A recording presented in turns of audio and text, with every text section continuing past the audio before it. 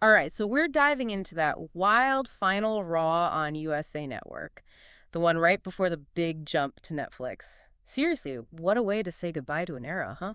Definitely a night full of surprises, that's for sure. I mean, where do we even begin? Let's talk about the New Day. Usually the crowd goes crazy for them, but this time, booze. Chance and New Day sucks Oh, all over the arena. Do you see their faces? I've never seen them like that. yeah, that was it. Different. Talk about a curveball. You don't often see the crowd turn on a beloved group like that. It makes you wonder, right? Where are they going with this? It's got to be the start of a heel turn, wouldn't you say? Maybe. And then, to make things even crazier, Jey Uso shows up, throws in his own New Day sucks. The crowd goes wild with yeet chants. The whole energy in the arena just shifted. G is definitely stirring the pot, well, especially with all the bloodline drama going on. Remember him challenging Drew McIntyre?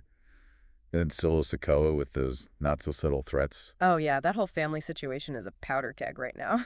Exactly. And that upcoming tribal combat match? Forget about it. Things are going to get intense. Speaking of intense, can we talk about Chad, Gable, and Otis?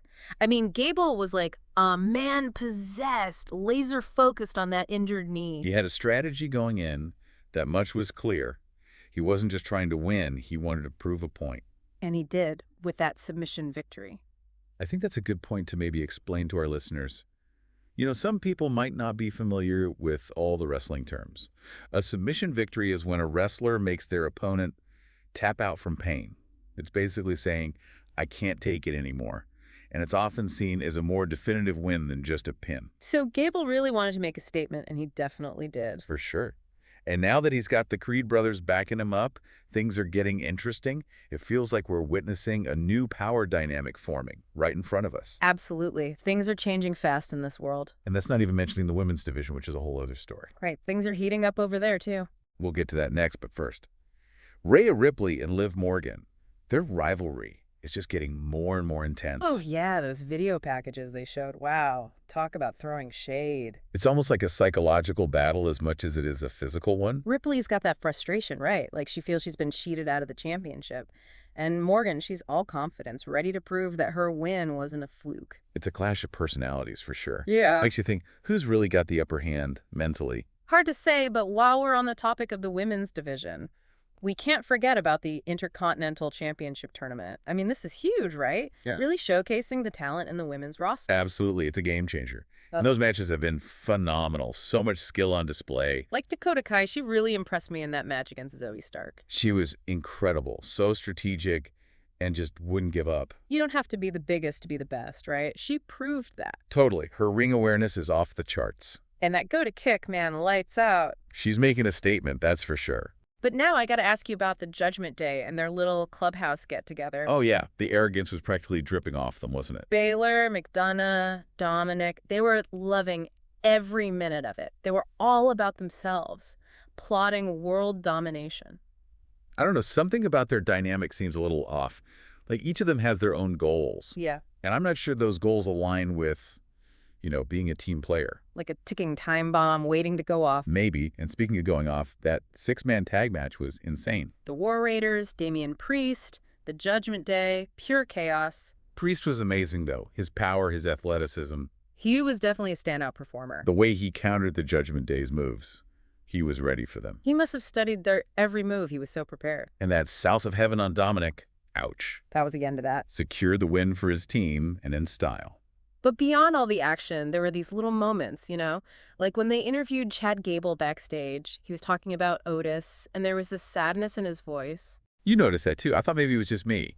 Like, he regretted how things went down between them. It adds another layer to their story, don't you think? It's not just about winning or losing anymore. More about broken trust, hurt feelings. And Gable targeting Otis's injury, it felt personal, like a message.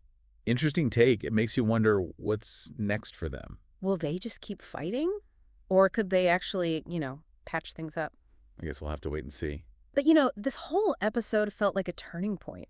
With Raw moving to Netflix, it feels like everything's about to change. Yeah, it really does feel like we're on the cusp of a new era. And with Netflix, who knows what they'll do with Raw? They're known for taking risks, pushing boundaries. Exactly. Could be a whole new ballgame. Edgier storylines, more character development. Oh, imagine, longer matches. Yeah, Really give those rivalries time to breathe. that would be awesome. More time for strategy, more drama. And the production value, Netflix could go all out. Think about those entrances, the lighting, the whole spectacle. They could turn Raw into something truly epic, like a movie every week. I'm getting goosebumps just thinking about it.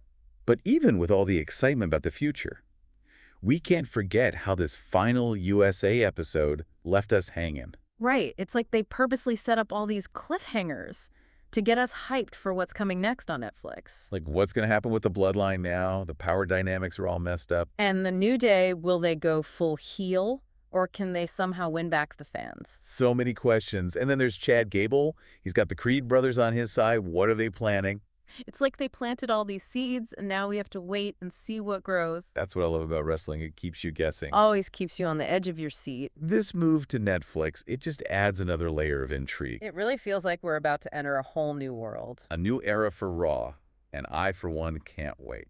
So, what do you think's going to happen? What changes will we see? New rivalries, maybe? Shifting alliances, new superstars rising to the top. These are the questions that keep us coming back for more. The mysteries that make wrestling so captivating. So as we close out this chapter and get ready for the next one on Netflix, Let's keep those theories coming. Let's speculate. let's imagine all the possibilities, because who knows what's in store. This is going to be wild. We'll be here to break it all down for you. Thanks for joining us on this deep dive, everybody. Get ready for a whole new Raw on Netflix. It's going to be a blast.